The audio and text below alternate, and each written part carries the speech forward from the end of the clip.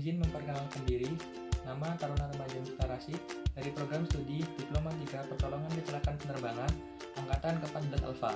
Di sini saya akan menjelaskan tentang Watchroom.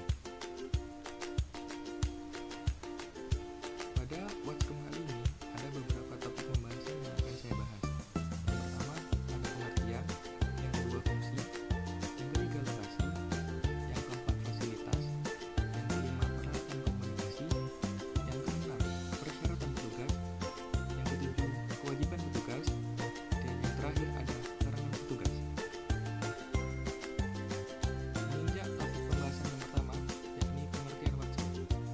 Banyak orang beranggapan bahwa watchroom adalah ruang jaga PKPPK yang difungsikan untuk menerima berita darurat dari unit lain ataupun berita dari orang yang melihat kejadian atau kebakaran di dalam bandar udara. Padahal, tidak hanya mesti menerima berita, tetapi dapat mengamati pergerakan pesawat udara di movement area dan lokasi lain di dalam bandar udara yang dianggap penting dan rawan terjadi kebakaran.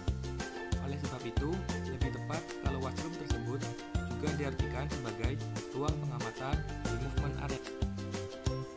Yang selanjutnya adalah fungsi.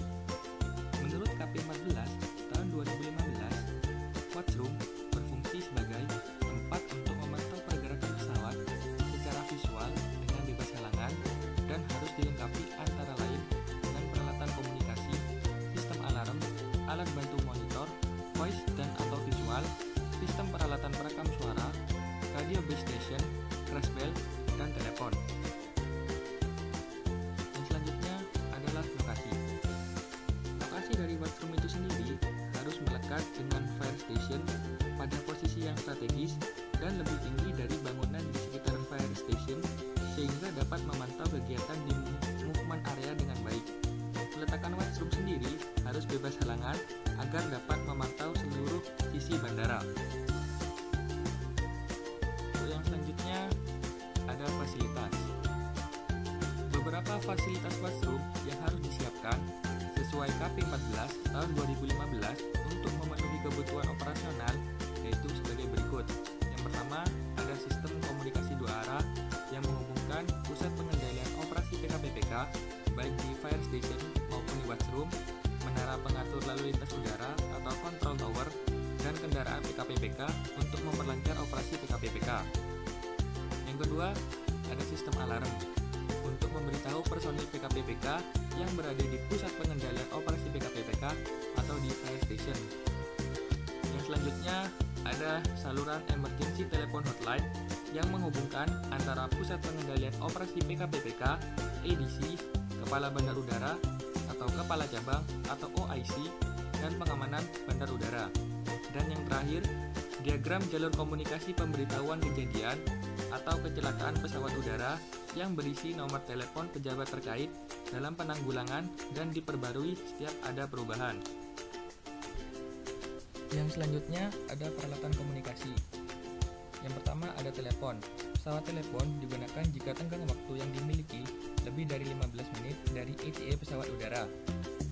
Yang kedua, intercom digunakan jika tenggang waktu yang dimiliki kurang dari 5 menit dari ETA pesawat udara.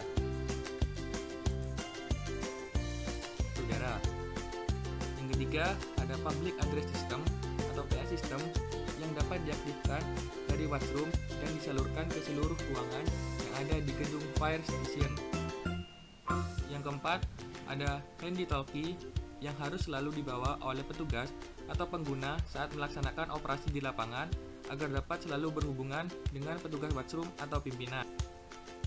Yang kelima, ada crash bell atau alarm yang dapat diaktifkan dari tower maupun dari watchroom dan dapat terdengar di seluruh kawasan bandar udara agar seluruh unit kerja dan instansi terkait dapat segera mengetahui tentang kecelakaan pesawat udara.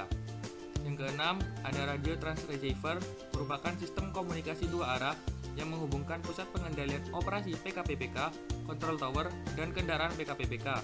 Sarana ini digunakan untuk memperlancar pelaksanaan kegiatan operasi PKPPK.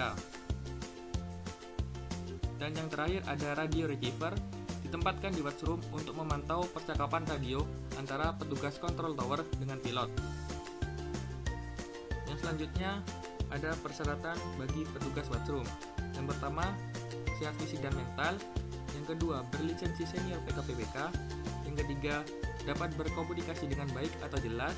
Yang keempat, mengerti topografi bandara atau grid map. Yang kelima, memahami pembuatan laporan. Dan yang keenam, sigap dan cek. Adapun kewajiban bagi petugas washroom yang pertama, menanggapi setiap panggilan siaga atau darurat.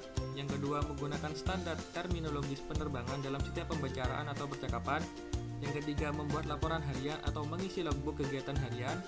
Yang keempat, melakukan pengamatan secara visual ke seluruh area pergerakan pesawat atau movement area. Yang selanjutnya, melakukan pengamatan seluruh instrumen yang ada di ruangan.